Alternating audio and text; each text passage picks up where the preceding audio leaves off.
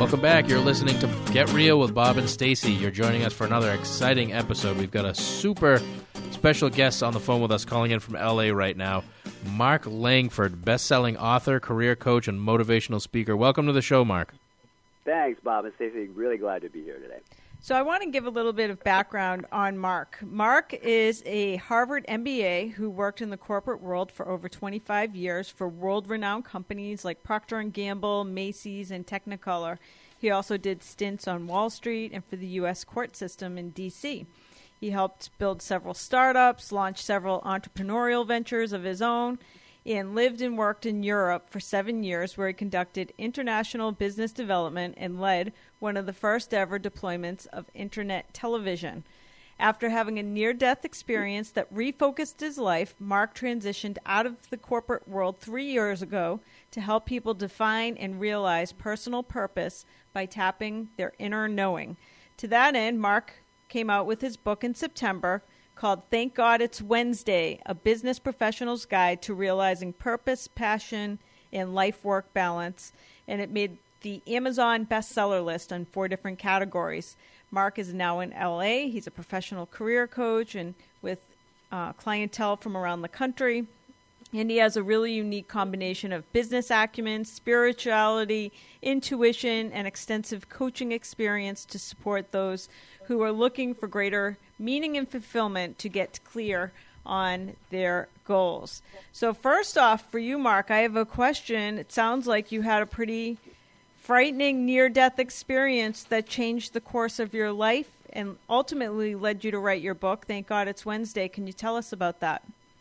So yeah, before I give you the details, I'll give you my personal takeaway from that ordeal, and that is to live every day like it's the last one on earth, because as I found out, it might just be. So back in 2004, and as a result of routine arthroscopy, I contracted a penicillin-resistant or MRSA infection while I was working overseas, and it caused me to spend some 40 days in a foreign hospital bed to go undergo a dozen surgeries that were pretty invasive and painful, and to lose 35 pounds. And if you know me, I'm not a guy who can literally afford to lose 35 pounds, and I need to actually gain weight. So I came out of this 9-hour surgery in really bad shape, and my lungs filled up with flu, and I couldn't breathe. It felt like I was drowning in my bed. And in between the panic of not being able to breathe and the non-stop extreme pain that I was going through and the emotional fatigue, I finally literally surrendered all my resistance, and I told what I called God that I was ready to cash in my chips. I was ready to turn it in, and I gave my wife all my account numbers and passwords and said, this is it. It's time for me to go. And so it was amazing because after I decided to let go, at that very moment, I literally communed with this presence that felt like pure love and that had like this omnipotent knowing. And this entity that I can only describe as some sort of higher power consciousness caused this cessation or the stop of this pain in my body. And it started communicating to me like in thoughts and ideas. And so I started asking it all sorts of questions. And I finally came to the big one that everybody wants to know is, why am I here? And it conveyed to me that my gift included the ability to bring order into chaos, to help others to see and connect to their life purposes. So I instantly understood what my mission was, and in life is to help people and organizations to uncover and define their greater good purpose, and to show them how to tap their innate creative abilities and to bring forth their unique gifts. So, yeah, that was the experience I had. Wow. So purpose and passion are terms that are used a lot when discussing how we can or should thrive in our work lives. How do you define purpose and passion?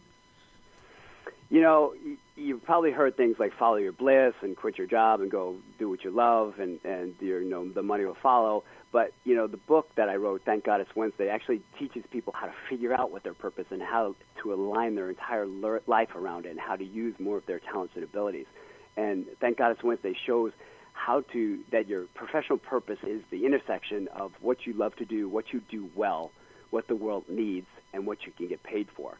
So basically, it's giving you the time and space to take that first step to understand who you are, how to personally brand yourself, and then how to execute on that vision that you come up with. Wow. Exciting stuff already. I'm sitting here taking notes.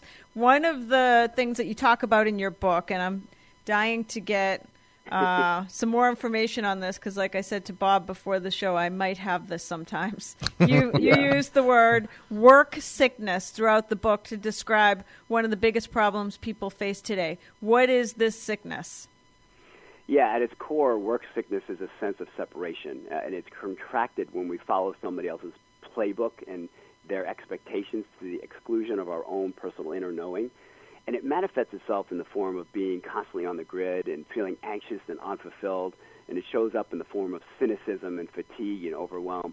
And it really eclipses the joy of living and replaces it with a sense of obligation and self-sacrifice and lack of control.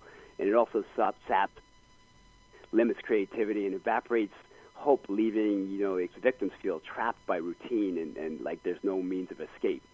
The good news is that there is sickness, and it doesn't require any heavy-duty therapies or renunciation of wealth or metaphysical incantations. The way to overcome work sickness is to plug into your highest performing asset, and that's your own creative ability. So the antidote to work sickness is to employ a combination of your inner wisdom, efficient work practices, and to live authentically to your purpose. And when you use these principles together in a conscious and consistent manner, they provide a really good foundation for living a healthier, happier, and more inspired life and career. Wow. Do you have any ideas for getting unstuck in your life or career? Yeah, I mean, that's what I do for a living. I help people get unstuck. And basically, getting stuff happens when you forget to stop and self-reflect and ask yourself the right questions.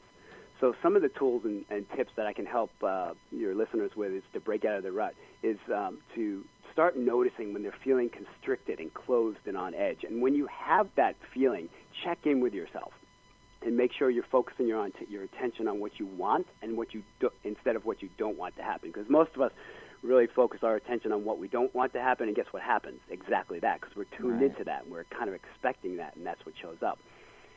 And learn to ask yourself very often, frequently, what am I thinking? And notice your thoughts. Studies have shown that we have between 50 and 70,000 thoughts a day, and the majority of them are negative. Other studies have shown that 92% of our thoughts are the same day in and day out.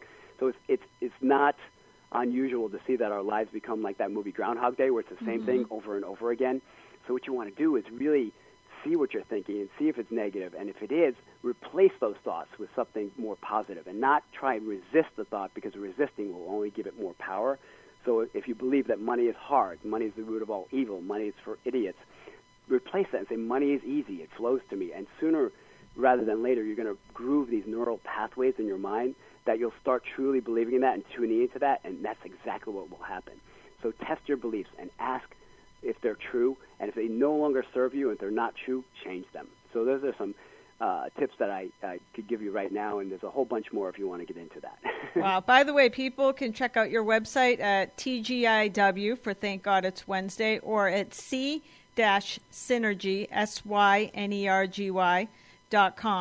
I'm going to go through a quick brief on some of the notes I have so far, and then I have a couple more questions. You say, live like today is your last day, because it could be. If you're feeling anxious, overwhelmed, or that you feel like your work is a sense of obligation, it ends up evaporating hope, and we end up feeling trapped by routine.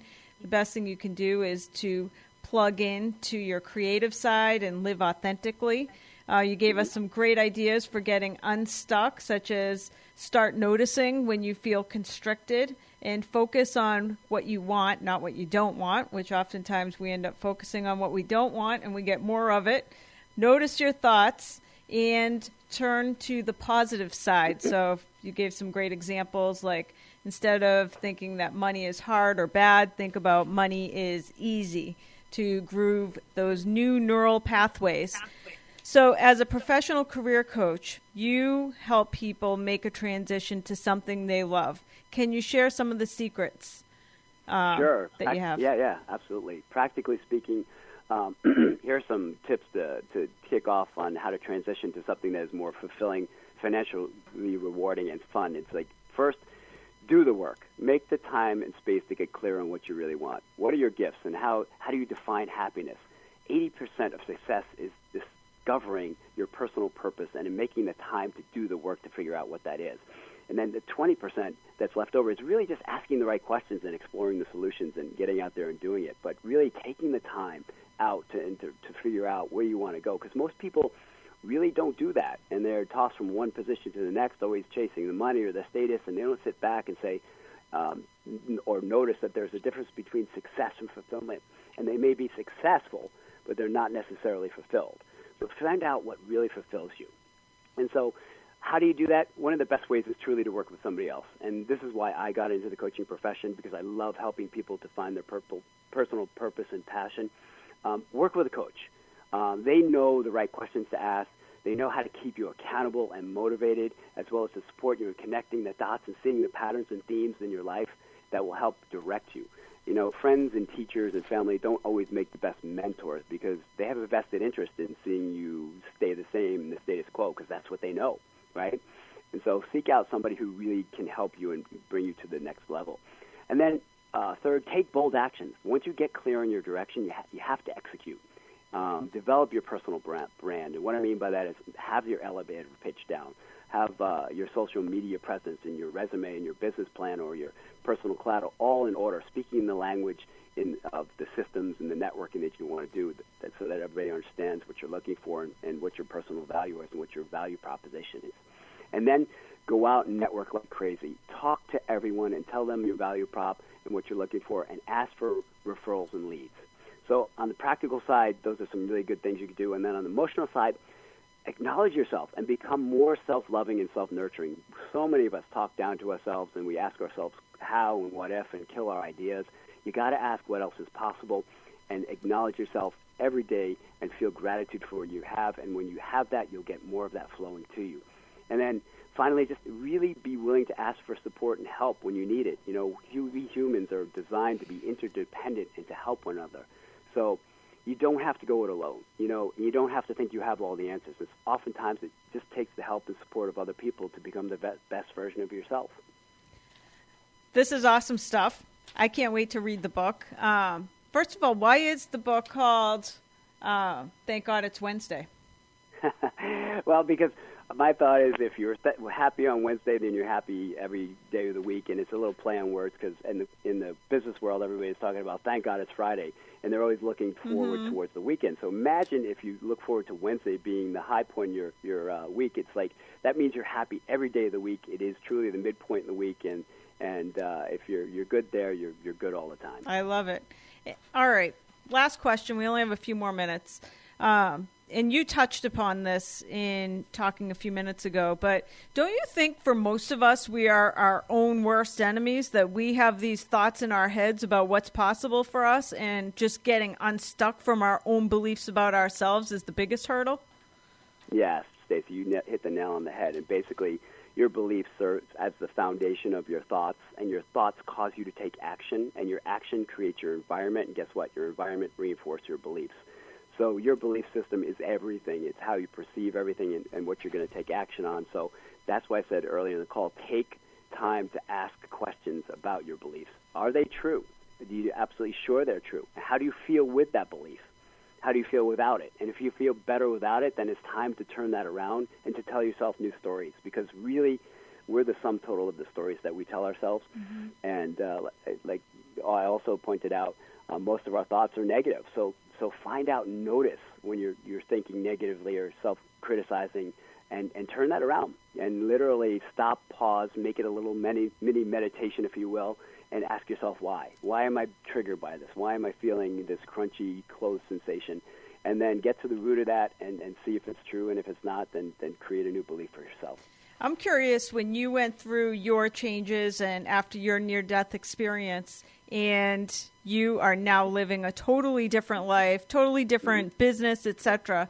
Like, did you have negative people around you, and what did you do about that? You know, we're constantly being negatively enforced by everybody in marketing and peers and teachers. It's just a way we've learned how to interact with one another. Mm-hmm. So basically, it's really stepping back and noticing, seeing yourself like an actor in a play, and seeing how you're showing up and how other people are showing up. And I saw a great quote on the internet the other day. You say, "Not my circus, not my monkeys." And when you realize that it's not your circus and it's not your monkeys when somebody else is acting negative, you can stay apart from that. And the other part of that is to be good within yourself. And what I mean by that is full of self-love and telling yourself that you love yourself, that you're enough and you're a badass. Because basically when you're a whole, you're not looking for that approval from anybody else. And they can be negative, and you could be okay with that. So at the end of the day, it's about nurturing yourself, seeing how you're showing up, and choosing to believe the stories that you want to believe in. Awesome stuff. Not my circus, not my monkeys. That's one of my favorite quotes of all times. I'm going to put that on my business card. Okay, so thank you for joining us today. This is Mark Langford. You can check him out at TGIW for thankgoditswednesday.com or C-Synergy, SYNERGY.com. And Mark is the author of Thank God It's Wednesday. Make sure to check out the book, ask your local bookstore, or buy it on Amazon.com. Great. Thanks for being on the show, Mark. Appreciate it, Bob, Stacey. Thanks a lot. All right, that's going to do it for this edition of Get Real with Bob and Stacey. Make sure you tune in and join us again next weekend.